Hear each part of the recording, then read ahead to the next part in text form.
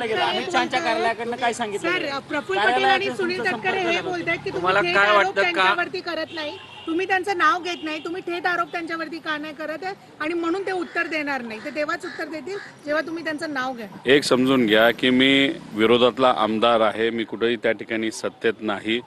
त्यामुळे या सरकारमध्ये तसं बघितलं तर माझं कुठंच वजन नाही.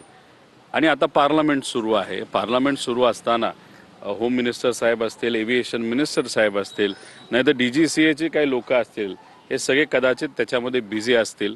त्यामुळे त्यांना मला वेळ देता आला नाही, पण मी त्यांचा खूप काही वेळ घेणार नाही.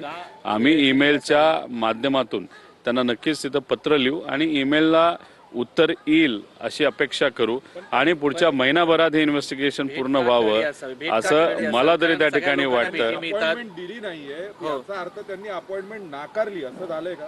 काय कारण असावं? नाही, असा थेट अर्थ आपल्याला काढता येणार नाही पार्लमेंट चालू असताना. आणि जेव्हा प्रधानमंत्री स्वतः कदाचित दिल्लीत नसताना होम मिनिस्टर साहेब हे तिथं पुढाकार घेत असावे आणि त्यात ते थोडे बिझी असल्यामुळे त्यांना वेळ देता आला नसावा. रोहितजी, तुम्ही जे पत्रकार परिषदेमधून भूमिका मांडली अपघाताबद्दल, तर त्यामुळे तुमच्याच पक्षातील काही महत्त्वाचे नेते जे आहेत ते अस्वस्थ झालेले आहेत. यामुळे विलिनीकरणाच्या चर्चेला कुठेतरी ब्रेक लागतोय, कारण रोहित पवार भूमिका घेत आहेत आणि प्रश्न उपस्थित करतायत, हा घातपात असल्यामुळे. राजकारणात आपण कशासाठी असतो तर भूमिका घेण्यासाठीच असतो आणि तीच गोष्ट त्या ठिकाणी मी करतोय. पण तुम्ही जे म्हणत आहात ते ऐकू माहिती आहे. मला वाटत नाही की आमच्या पक्षातून कुणी नाराज तिथं असावं. विलिनीकरणाच्या अनुषंगाने आता प्रश्न उपस्थित झालेला आहे, म्हणून हा प्रश्न विचारतो मी तुम्हाला की विलिनीकरण कुठल्या पक्षाचं कुठल्या पक्षात होणार होतं? तुम्ही NDA सोबत जाणार, तुम्ही NDA सोबत जाणार होते का? अशा पद्धतीचा थेट सवाल सुनील तटकरे उपस्थित करतात. प्रफुल्ल पटेलांची तीच भूमिका विलिनीकरणाबाबत आणि सुनील तटकरेंची त्याच्यानंतरच पुढच्या गोष्टी होतील असं त्यांचं. NDA सोबत आणि भाजप सोबत जाणार होते का? मी जी 12 तारखेला प्रेस कॉन्फरन्स म्हणजे आजच्या दिवशी घेणार होतो ती फार सखोल आणि डिटेलमध्ये आहे आणि पुराव्यासकट आहे.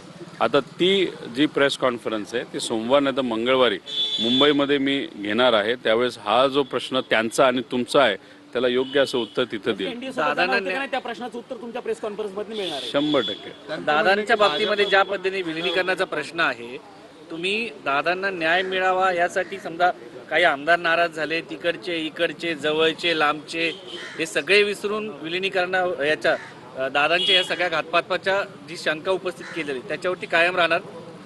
बघा, सत्य जर जायचं झालं असतं तर आधीच आम्ही कधीतरी गेलो असतो. आम्ही विचारासाठी आणि जे मनाला योग्य वाटतं, लोकांना योग्य वाटतं त्यासाठी आम्ही संघर्ष करत आलेलो आहे. आता काकांचा तिथं ॲक्सिडेंट झाला, आज काका आणि दादा आमच्यामध्ये नाहीत आणि मग सगळ्या गोष्टी विसराव्यात. गेल्या 40 वर्षाचा जो काय आमचा सहवास होता, जे काही त्यांच्याकडनं मला तिथं मार्गदर्शन मिळालं, ह्या सगळ्या गोष्टी विसरून आता सत्तेत जायचं, विलिनीकरण घ्यायचं, मग त्याला बैठका घ्यायचं, हे मला कुठेही त्या ठिकाणी योग्य वाटत नाही आणि कुठल्याही मराठी माणसाला हे योग्य वाटणार नाही. त्यामुळे मी पहिली भूमिका जर घेत असेल कुठली तर ती आहे दादांचा ॲक्सिडेंट झाला कसा हे लोकांसमोर ते आलं पाहिजे. राजकारण करण्यासाठी अजून बरेच वर्ष आहेत.